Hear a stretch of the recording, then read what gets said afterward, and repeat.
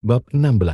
Jisha tak bisa berkata-kata lagi saat mendengar wanita di seberang panggilan itu mengatakan jika mereka sekarang berada di dalam hotel.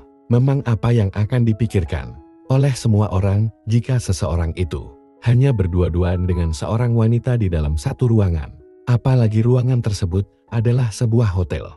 Tentu saja tidak ada yang berpikiran lain, melainkan sama seperti yang akan dipikirkan oleh orang-orang yang mendengar demikian. Begitupun dengan Jisha. Wanita itu langsung menutup panggilan teleponnya.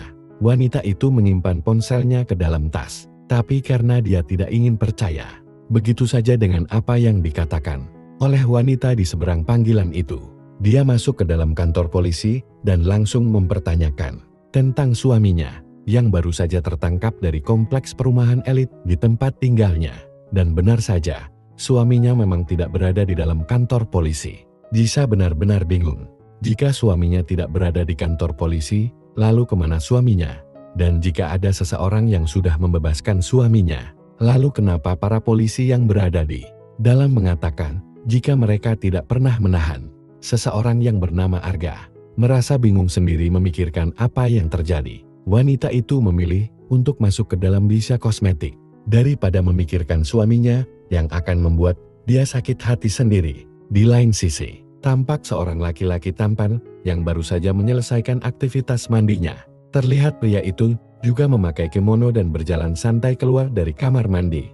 Laki-laki itu tiba-tiba menatap dingin seorang wanita yang berpakaian tapi seperti panjang. Saking soksi dan terbukanya wanita itu, pria itu menarik kasar ponselnya yang berada di tangan si wanita. "Apa yang kau lakukan di kamarku?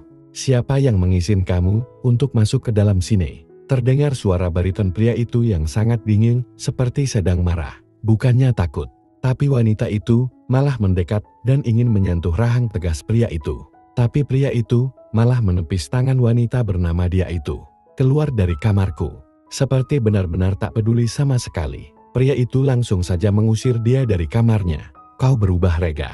Apakah kau lupa sebelumnya kau sudah pernah berjanji denganku bahwa kau akan menikahiku?"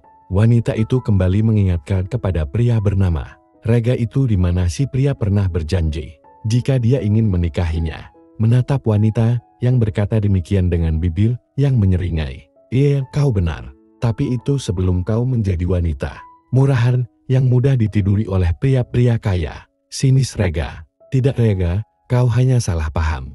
Aku sama sekali tidak pernah tidur bersama pria lain."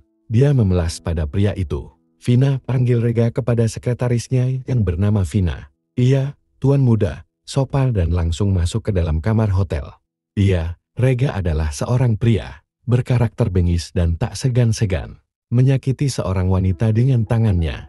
Jika wanita itu membuat emosinya terpancing, hanya dia yang mungkin sudah putus urat malu dan sudah tidak peduli dengan kekerasan dari pria itu, sehingga dia tidak pernah menyerah dan masih terus mengejar Rega tanpa rasa lelah selama 4 tahun seperti mengemis yang terus mengemis cinta Rega agar pria itu mau kembali dengannya. Rega adalah seorang laki-laki yang berkuasa dan kaya raya. Jadi wajar saja jika dia rela menjadi pengemis dengan terus mengejar-ngejar pria itu agar mau menerimanya kembali. Semua tak lain dan tak bukan karena kekuasaan dan kekayaan yang dimiliki oleh Rega. Beberapa perusahaan berada di bawah kendalinya, seperti perusahaan milik Malvin dan juga Damar. Dan ada beberapa dari yang lainnya lagi. Karena perusahaan-perusahaan tersebut bisa berkembang. Itu semua karena saham yang dibantu dari perusahaan Megap dengan gelar kerjasama. "Perempuan sampah yang merusak moodku," gumam Rega melihat siapa yang menghubunginya tadi. Menarik tipis sudut bibirnya saat melihat nama wanita yang baru saja menghubunginya. "Kau mencariku ternyata," ucapnya tersenyum-senyum sendiri yang membuat sekretaris Vina merinding melihat tuannya. "Aku malah seram melihat senyuman pria bengis itu. Gila, dia juga melukai dahiku." Batin Vina kembali mengusap pelan dahinya. Beruntung gaji yang dia berikan berlipat kali ganda dari semua perusahaan lainnya. Jika tidak, mana mau aku bertahan bekerja menjadi sekretaris pria jahat ini? Lanjut Vina masih membatin. "Pulanglah. Dan kau langsung ke rumah sakit untuk mengobati dahimu itu, agar suamimu tidak berpikir aku ingin memperkaos istrinya. Cepat keluar." Titah Rega membuat sekretaris Vina meringis dalam hati. Tuannya itu memang tidak bisa mengontrol mulutnya. Baik, Tuan. Sore hari terlihat Jisha yang baru saja berjalan keluar dari toko. Jisha kosmetik dengan tangan yang membawa minuman coklat.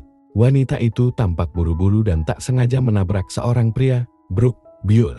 Tak sengaja minuman coklat milik Jisha tertumpar dan tepat mengenai jas berwarna abu-abu milik pria itu. Karena gadis itu belum menutup minuman coklat miliknya, Jisha melebar kedua matanya saat melihat pakaian pria itu dipenuhi coklat miliknya. Refleks tangan wanita itu mengambil sapu tangan dan langsung mengusap pada jas milik pria itu. Bukannya menghilang noda tersebut, tapi noda itu malah semakin berhambur ke mana-mana sehingga mengenai kemeja putih yang berada di balik jas pria tersebut. Maaf, saya tidak sengaja membuat pakaian Anda kotor, Tuan. Jisha tersenyum kaku pada pria di hadapannya yang sedang menatapnya dari balik kacamata hitam pria itu. Ternyata laki-laki tersebut adalah Rega, pengusaha berhati bengis yang sedang memakai masker dan kacamata hitam. Tampak pria itu mengangkat tangan. Jisha yang melihat pergerakan pria itu refleks menutup kedua netranya, karena berpikir pria tersebut ingin menamparnya. Karena sudah mengotori pakaian mahal yang Jisha perkiraan jumlah harga baju tersebut sangat mahal dan berharga fantastis. Bukannya merasa sakit seperti yang gadis itu perkirakan, tapi dia malah merasakan sentuhan lembut pada pipi kanannya yang ternyata terkena noda coklat dan sedang dibersihkan oleh pria itu. Berhati-hatilah saat kau sedang meminum coklat. Lihat, wajahmu kotor sekali. Nada lembut Regas seperti alunan melodi terdengar di telinga Jisha, bahkan suara itu terasa tidak asing di pendengarannya. Suaranya, Jisha menatap intens wajah pria di hadapannya. Itu yang masih mengusap lembut pipinya tanpa Jisha menyadarinya, karena lebih berfokus ke suara pria itu.